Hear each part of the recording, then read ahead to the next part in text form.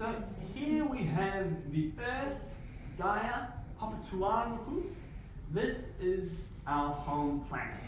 This is a really important planet for us because this is where we come from and this is where we're specifically adapted to, and it's the only home we've got. So we really need to look after this planet. If we were to zoom further away, we can also see our nearest neighbor. Who knows what our nearest neighbor is? The moon? Do you guys know how far away the moon actually is? The moon is about 400,000 kilometers away, which is massive. To put that another way, we can fit all of the planets, including Jupiter and Saturn's rings, in between the distance of the Earth and the moon. This is how far away our nearest neighbor is. This is the moon here. So as we travel beyond our local neighborhood, what else can we see? And we can see the rest of our planets. And it's curious, we can see something interesting. Why do all of our planets line up in this particular part of the night sky if they could be anywhere else? The reason for that is due to a process known as the conservation of angular momentum. So this process describes pretty much two things. Once things start spinning, it gets really hard to stop them spinning. And then once they are spinning and orbiting a really heavy object like our sun, then over time they find the most efficient path of motion, the path of least resistance, and that leads them towards the equator. So the reason why all of our planets line up in the same part of the night sky within the zodiac is because they've all found the sun's equator. So for sure they would have all started as a big mess as the early solar system would have formed, but then over time they settle into a rhythm of easiest motion around the sun's equator. So at this scale we can also see something interesting about our solar system. If you remember that our planets were born out of all of the ingredients that were not directly involved in the stars formation, then we can see that all of the inner planets are made up of elements that are stable at higher temperatures. These are all rocky planets. That's why they form closest to the sun. Our outer planets, our gas and ice giants, are built with ingredients that prefer colder temperatures. They get too energetic closer to the sun and they're not stable. So they've found a stable area towards the outer edge of our solar system. And there's two reasons why our gas and ice giants get so much bigger than the inner planets. Firstly, they have more ingredients to play with from to start with throughout the whole process. So anything, all of the light elements that aren't included in the star usually form the outer planets. And then once they're formed, they also get fed from planets in the center. So as the sun emits really strong radiation, it strips the inner planets of their lighter elements and redistributes those elements towards the further out in our solar system to be vacuumed up by our gas and ice giants. Just a little bit about our solar system, and this is still familiar territory. So what is beyond this? What happens if we keep zooming out? Well, to help us with that, we can look to our constellations again.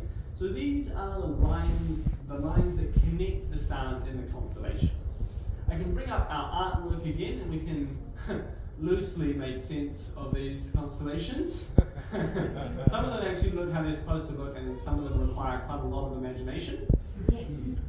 But if I fade down the artwork again, we just look at the lines, then watch what happens as we zoom further and further into space. So we can't see our solar system anymore, and our constellations still look pretty normal. Still pretty normal, but we might start seeing some things change. This change is the spatial distribution of the stars that make up our night sky and constellations. So some of our constellations are really close to us, and some of our stars are really far away from us. But this isn't even all the stars in our Milky Way. This is just all of the stars in our night sky.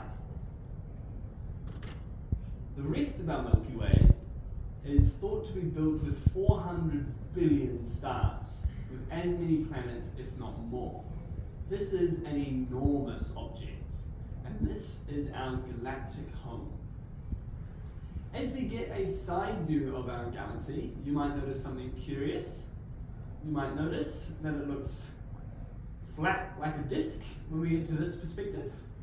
And the reason it looks flat like a disk is due to exactly the same reason that our solar system looks flat like a disk, due to the conservation of angular momentum.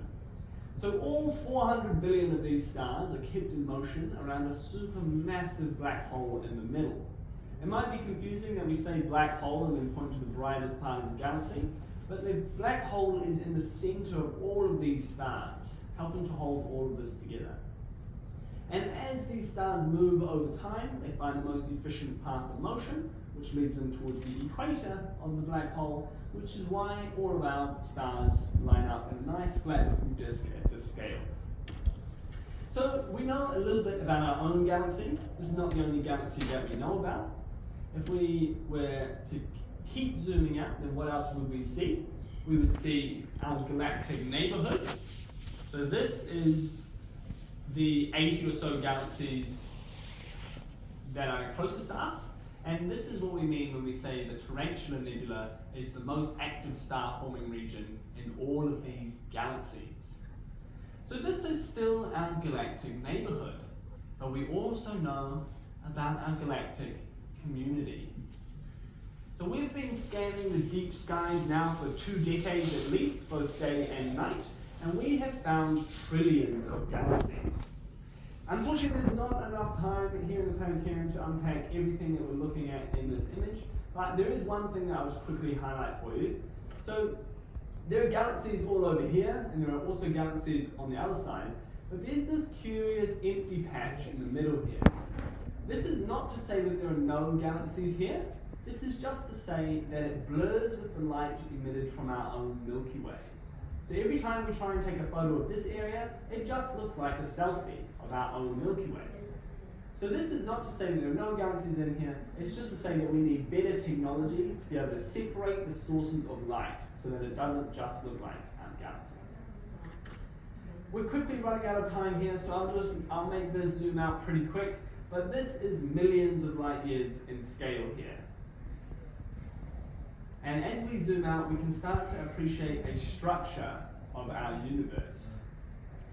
We can start to see that it's got a webby strandiness associated to it. And this webby strandiness is thought to be constructed primarily by gravity, but then dark matter would also play a role in helping hold these groups of galaxies together. So we know about all of these galaxies. And then just to close off the session, we also know about all of these galaxies as well. There we go. And we also know about all of these galaxies too. So we know a fair amount about the universe that we share with the rest of it, but we have many ongoing questions. Unfortunately, all of those will take longer than we have here in the planetarium, so I'll have to quickly end our show here today. But if you have any questions about anything we talked about in the movies or in the Star Talk, please feel free to come talk to us after the show, and we'll be happy to unpack those questions for you. But I'll leave you with this image of the universe as we know it. And thanks so much for coming, guys. I hope you enjoyed part 1 and part 2.